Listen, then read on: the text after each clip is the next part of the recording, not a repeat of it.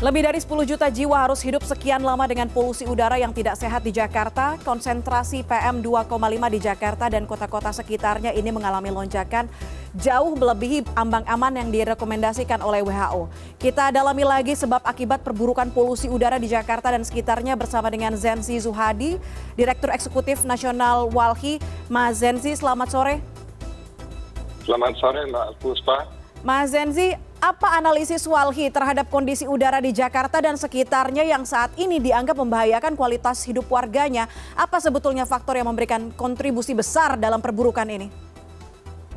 Iya, dari 2 bulan yang lalu saya sudah ingatkan di Kementerian Lingkungan Hidup bahwasanya kualitas udara Jakarta itu tidak bisa dilihat hanya Jakarta, tetapi harus dilihat kota-kota penyangganya. Karena polutan di udara Jakarta dan sekitarnya ini selain kendaraan bermotor, kontribusi besar dan sangat berbahaya itu dari industri. Dan industri ini bukan hanya asapnya ya, tetapi yang kami sangat khawatir itu pengolahan limbah B3, karena cukup banyak perusahaan limbah B3 di sekitar Jakarta. Dan hasil investigasi kami tahun lalu, kami menemukan praktek buruk dari perusahaan-perusahaan B3 ini, di mana perusahaan transporter tidak mengolah limbah B3 dalam bentuk abu, debu yang sangat berbahaya ini, melainkan mereka buang ke tanah-tanah kosong yang tidak ada orangnya. Ini bahayanya bukan hanya kepada sistem pernapasan, tetapi lebih jauh kepada sistem lain dalam tubuh, dalam sistem sirkulasi dan seterusnya. Nah, hak untuk mendapatkan udara yang baik dan sehat itu perintah konstitusi ya kepada negara. Makanya dalam pasal 33 Undang-Undang Dasar itu negara mempunyai hak menguasai bumi, air, dan udara. Tetapi dalam hak menguasai itu, negara juga mempunyai tanggung jawab. Apa tanggung jawabnya? Agar hak pakai, hak guna rakyat itu tidak terganggu. Makanya ada kewenangan perizinan dari pemerintah untuk industri-industri skala besar. Sayangnya yang diambil oleh pemerintah digunakan itu hanya kewenangan penerbitan izin. Tetapi kewajibannya untuk mengontrol dan mengendalikan itu tidak dilakukan.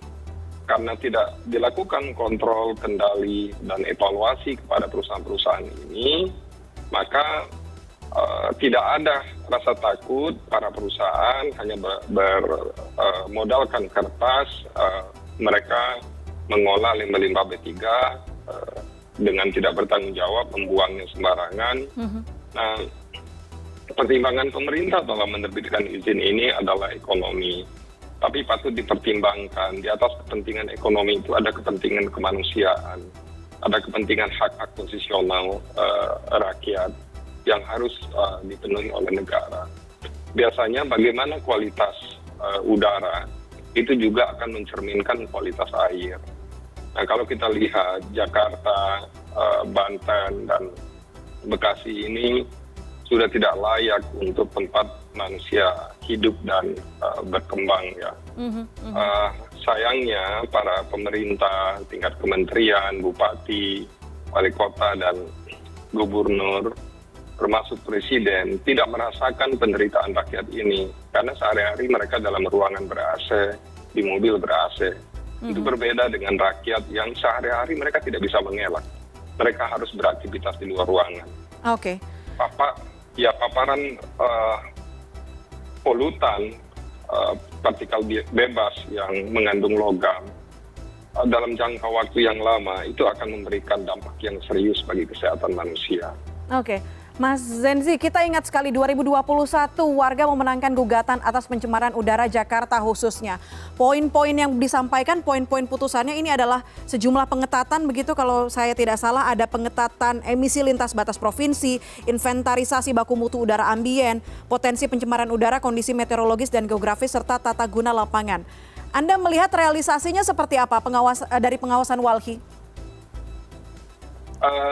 Ini tidak dipatuhi ya oleh pemerintah karena kita terlibat dalam proses gugatan itu mendampingi dan fasilitasi masyarakat.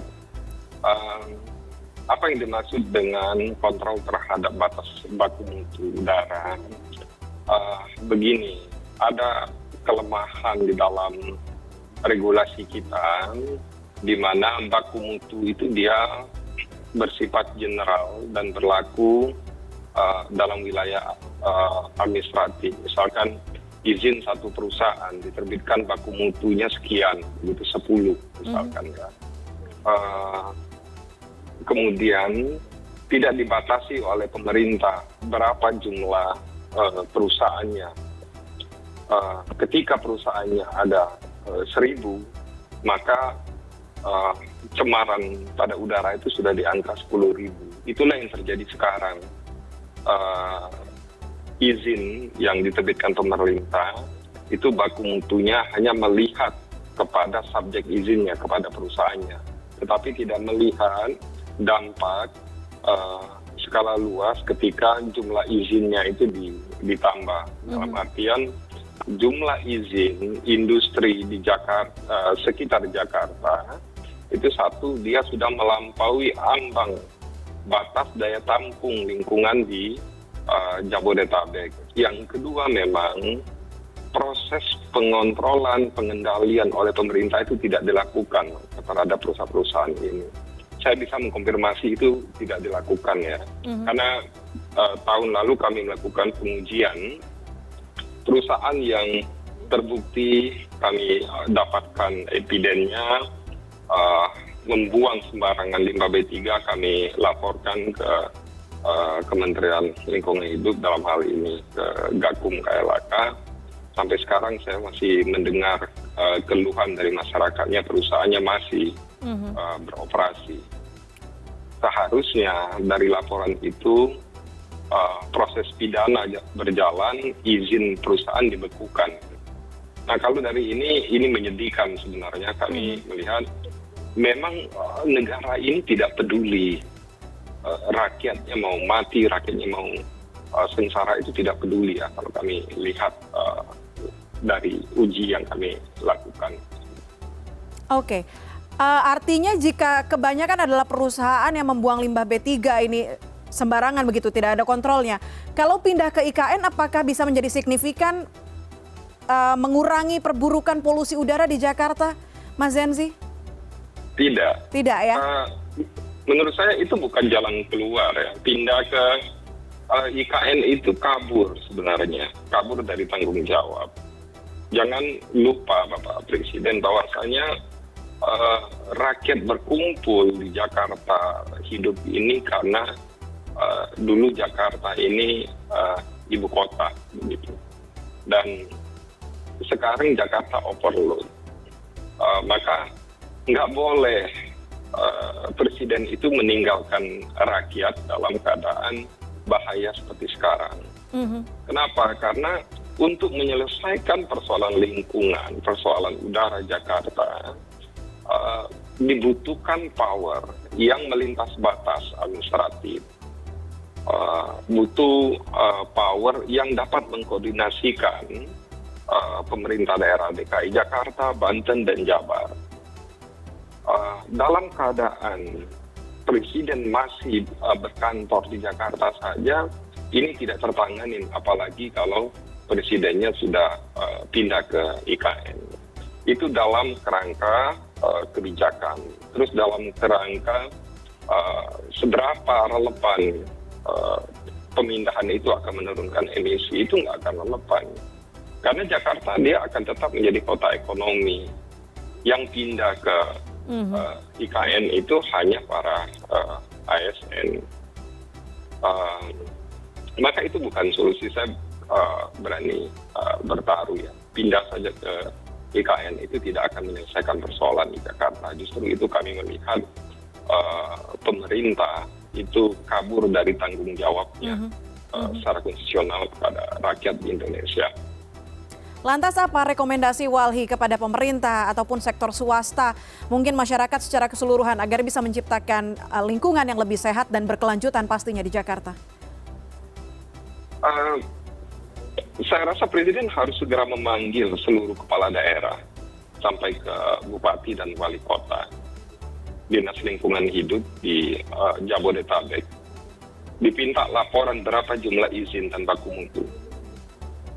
Dan apa yang dilakukan dalam proses kontrol dan kendali terhadap izin itu akan ketahuan kok berapa bolongnya tanggung jawab di pemerintah daerah itu mengawasi pencemaran dari perusahaan-perusahaan.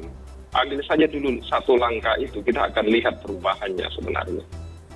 Oke, kita lihat nanti seperti apa sikap pemerintah dan pemerintah daerah pastinya melihat peristiwa ini atau kasus ini sudah semakin menjadi sorotan masyarakat di lini masa. Sudah kita lihat pencemaran udara, bagaimana tindak lanjutnya untuk mengatasi perburukan polusi udara di Jakarta.